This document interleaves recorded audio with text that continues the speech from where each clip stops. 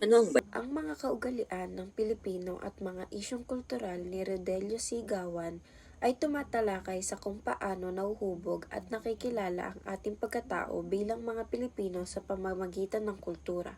Hindi lamang ito tungkol sa mga nakagawiang tradisyon, kundi pati na rin sa mga hamon na kinahaharap ng mga ito sa kasalukuyang panahon. Mahalaga ang kulturang Pilipino sapagkat dito natin nakikita ang ating mga pinahahalagahan, paniniwala at paraan ng pakikitungo sa kapwa. Ayon kay Arrogante noong 2005, ang bawat bansa ay may sariling kultura, may sariling pambansang identidad na madaling pagkakakilanlan ng bawat isa. Ibig sabihin, ang kultura ang sumasalamin kung sino tayo bilang isang bayan.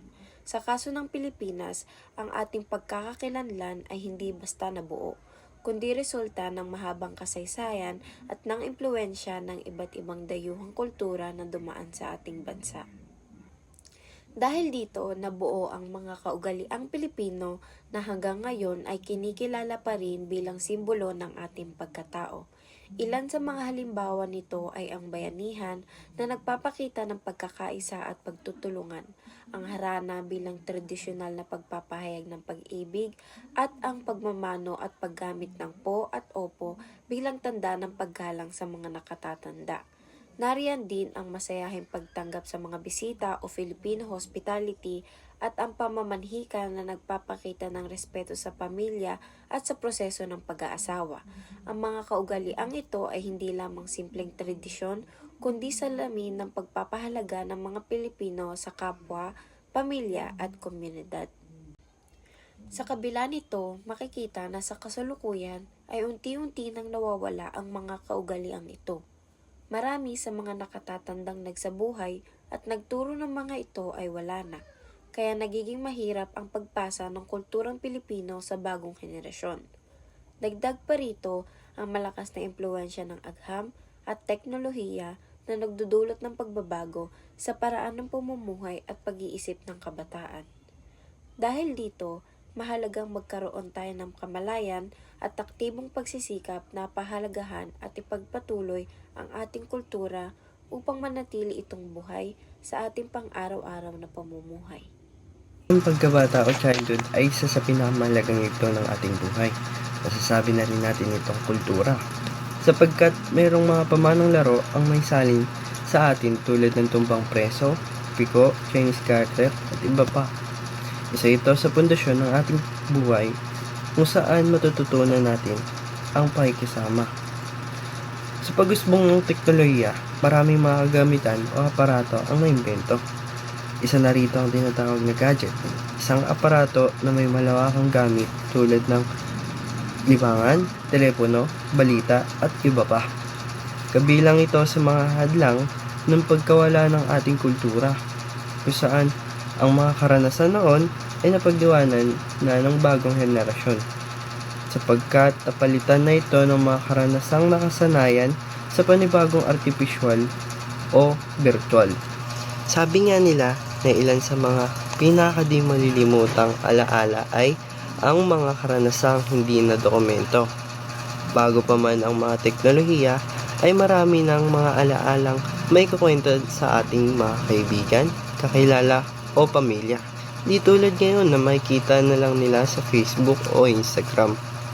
Makikita sa ating ipinamamalas na mabuting asal, tamang pagdedesisyon, disiplina at maayos sa pakikisama ang ating karanasan sa ating pagkabata, kung saan nakadokumento ito bilang ating karanasan.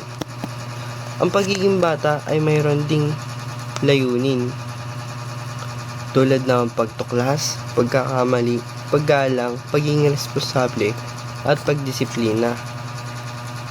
Bagay na humuhubog sa ating pagkatao. Kung balikan ay masasabi nating kahit pa may mga hindi kagandahang karanasan ay masasabi pa rin natin itong masaya. Maaaring dahil sa aral nating nakuha o dahil sa dami ng karanasang hindi na natin mararanasan. The youth is the hope of the motherland.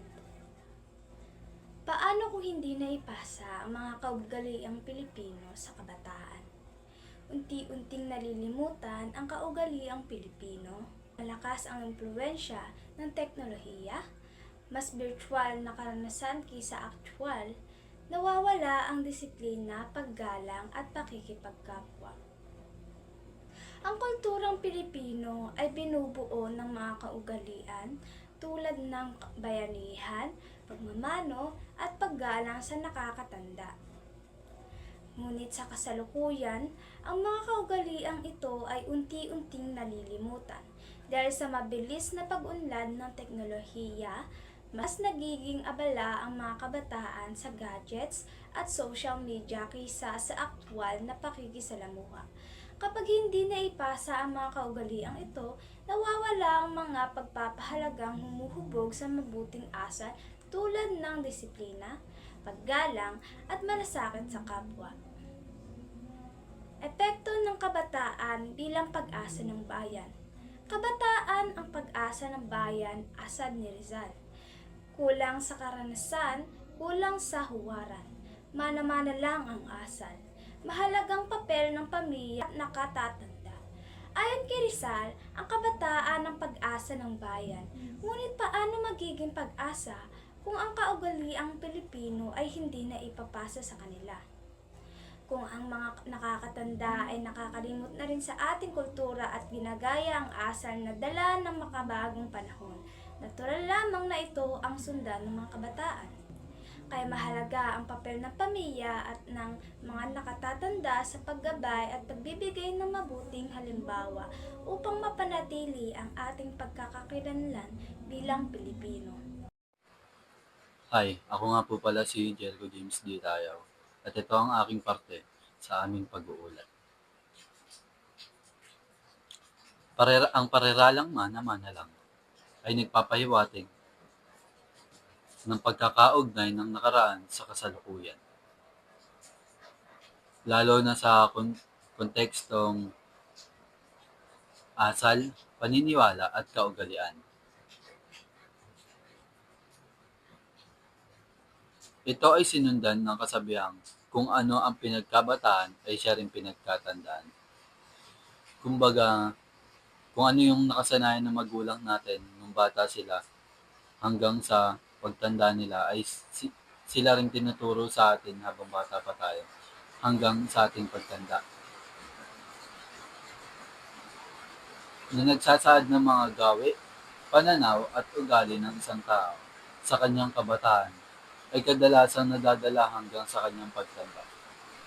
Ipinakikita nito ang ideya na ang pagkatao ng isang individual ay inuhubog ng kanyang mga karanasan sa murang edad at ang mga ito ay maaaring maging batayan ng kanyang asal sa inaharap.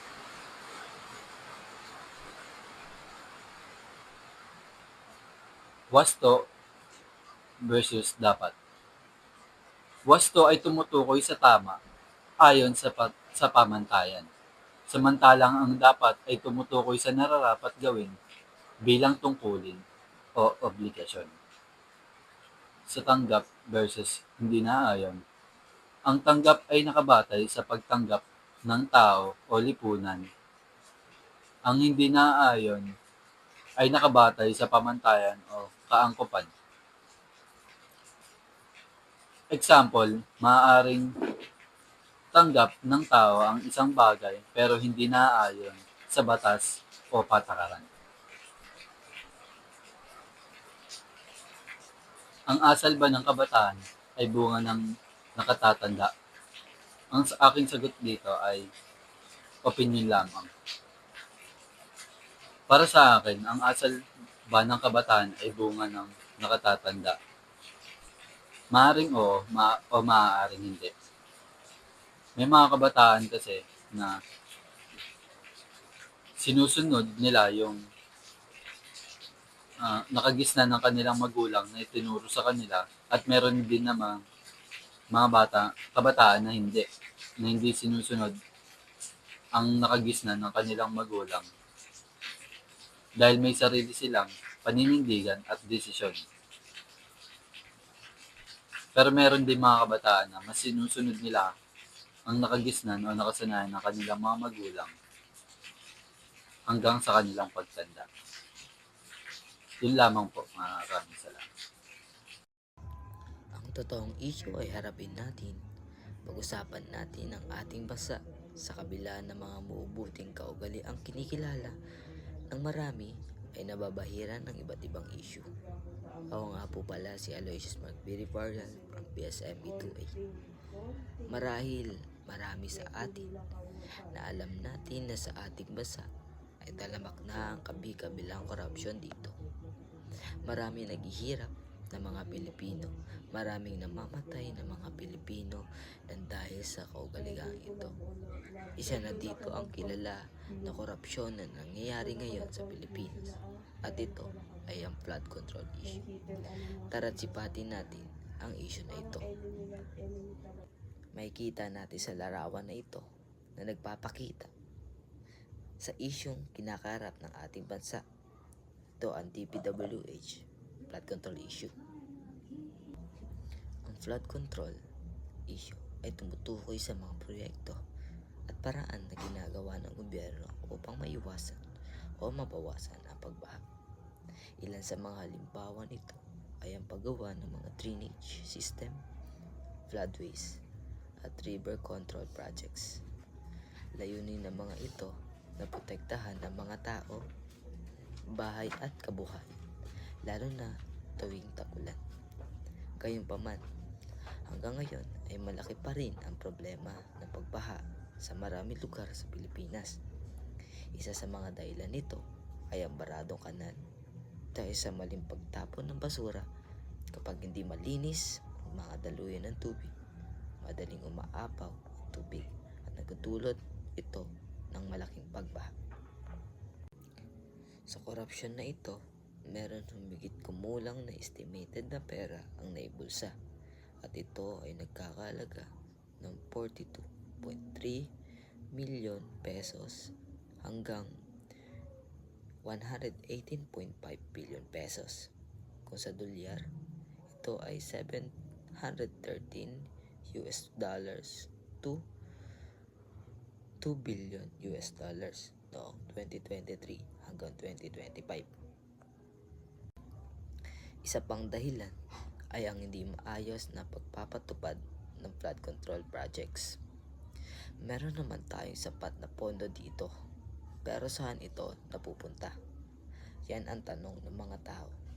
Madaming sangkot na mga tao dito sa issue na ito, pero may mananagot nga ba dito sa bandang huli, o makakatakas na naman o mababaliwala ang isyong ito? Dito natin mapagtatanto na imbis ang tao ang nagpapaikot sa pera, ay kabaliktaran ito, na mismo ang pera ang nagpapaikot sa tao. Yun lamang, maraming salamat.